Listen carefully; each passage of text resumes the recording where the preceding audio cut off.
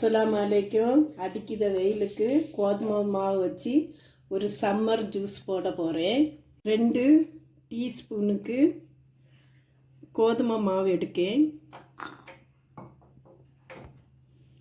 பால் கொஞ்சம் ஊற்றி இந்த மாவை நல்லா கட்டி இல்லாமல் கரைச்சி வச்சிடலாம்.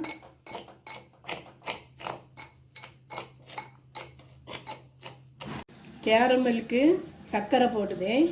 100 கிராம் சர்க்கரை. இப்போ கேரமல் ஆகுது.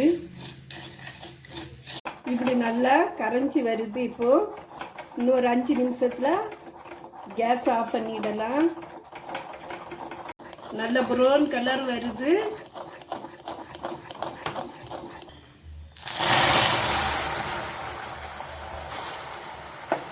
கேஸ் ஆஃப் பண்ணிடலாம். இப்போ இந்த மண் பாத்திரத்தில் ஃபஸ்ட்டு கொஞ்சம் தண்ணி ஊற்றுதே. பால் பிடிக்க லிட்ரு பால் ஊற்றுதே.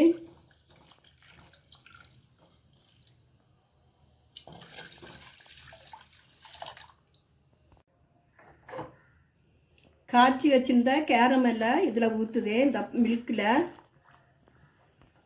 இப்போ நல்லா ஒரு கலர் வருது, ப்ரௌன் கலர் வருது.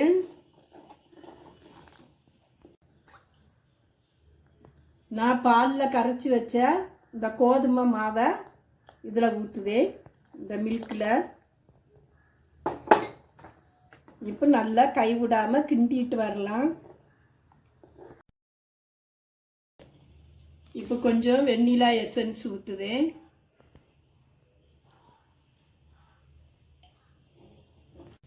உங்களுக்கு இதுக்கு சர்க்கரை வேண்டாட்டனிக்க நாட்டு சர்க்கரை போடலாம், அல்லது பேரிச்சம்பழம், பாதாம், முந்திரி அரைச்சி கூட உங்களுக்கு ஊற்றலாம். இன்னைக்கு சிம்பிளான முறையில் நான் செய்து காட்டுதேன். இப்படியே செய்து பாருங்க. நீ இது கொஞ்சம் கட்டியாகுது. இப்படியே இறக்கி வச்சா இன்னும் நம்ம கூட கொஞ்சம் கட்டியாகவும் இறக்கி வச்சா.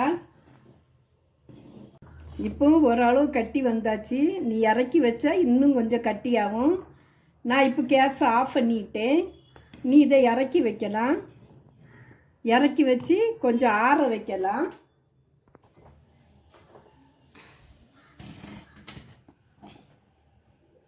இன்னும் கொஞ்சம் ஆறட்டு. ஆறின பிறகு நமக்கு சம்ஜா விதையெல்லாம் போடலாம். இந்த ஜூஸ் நான் இப்போ சம்ஜா விதையை போடுதேன். சம்ஜா விதையை போட்டு நம்ம கலக்கிடலாம். நான் ஐஸ் கட்டி போடையில் சும்மா ஒரு அரை மணிக்கு ஃப்ரிட்ஜில் வச்சு நான் எடுக்கேன். ஏம்னானிக்க ஐஸ் தொண்டை வலிக்கும். அதனால் மேக்ஸிமம் ஐஸ் போடாமலே நம்ம சாப்பிடுறது நல்லது. இது ரொம்ப சூப்பராக இருக்கும். இந்த கோதுமை ஜூஸு இந்த சம்மருக்கு ரொம்ப அருமையாக இருக்கும். நீங்கள் ஒரு ட்ரிப்பு இதை குடித்து பார்த்து இந்த டேஸ்ட் இருந்தால் நீங்கள் டெய்லி இதே குடிக்கைக்கு உங்களுக்கு ஆசை வரும்.